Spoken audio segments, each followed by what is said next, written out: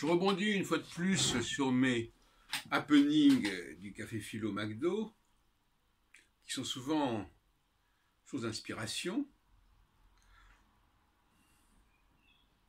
Je disais l'autre jour que le décalogue parlait des esclaves, des serviteurs, et que dans la Bible aussi on parle des serviteurs. Et l'autre jour je disais, est-ce que vous croyez que dans un État hébreu, à l'époque, dans l'Antiquité, il y avait, qu'est-ce qu'il y avait? Est-ce qu'il y avait que des Juifs? Pas du tout.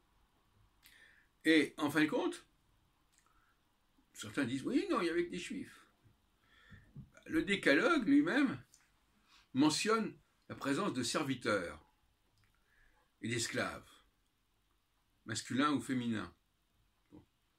Alors, il est possible que certains Juifs aient été mis en esclavage, je ne sais pas, parce qu'ils ne payaient pas leurs dettes, je ne sais pas quoi.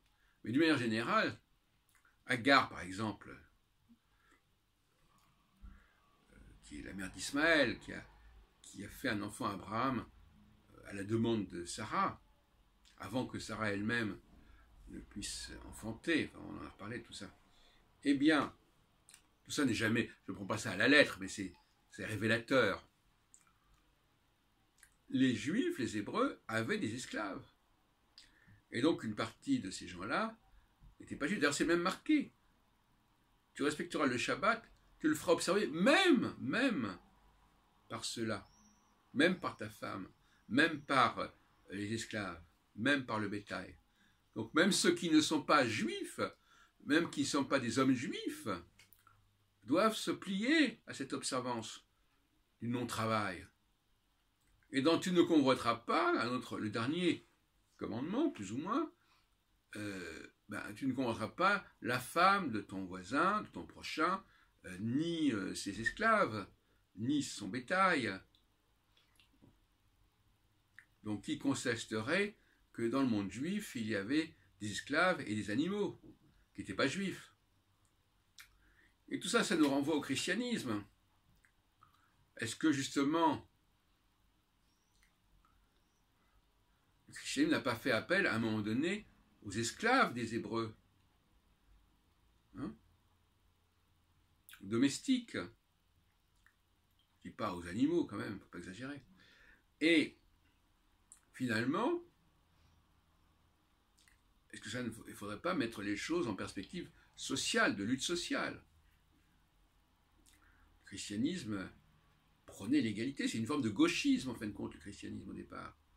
Un gauchisme où les gens d'en bas doivent être à égalité avec les gens d'en haut. C'est-à-dire plus ou moins le propos de la lettre aux Éphésiens. Il n'y a pas de différence entre les uns et les autres, les circoncis, les incirconcis, etc. Le refus de la circoncision, c'est aussi pour laisser plus facilement l'accès aux non-circoncis. Pas tellement en contradiction avec la pratique juive.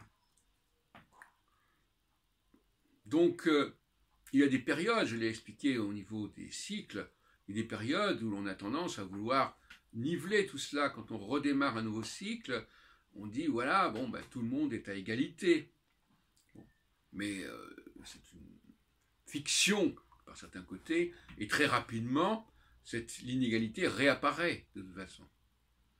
On rappellera aussi les Saturnales, qui sont à la fin de l'année, justement, où les maîtres et les esclaves sont mis à égalité d'une certaine manière. Enfin bon, on ne passera pas dans les détails. Qui pourrait correspondre à un nouveau cycle. Un nouveau cycle, on remet tout à égalité.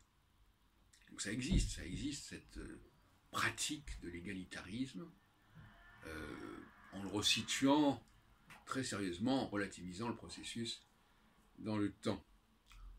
Donc voilà ce que je voulais dire. Il faudrait peut-être regarder le processus de christianisme, le processus de judaïsation, mais en fin de compte, le processus de volonté de supprimer les barrières sociales entre le bas et le haut, le bas étant constitué de non-juifs, et le haut de juifs.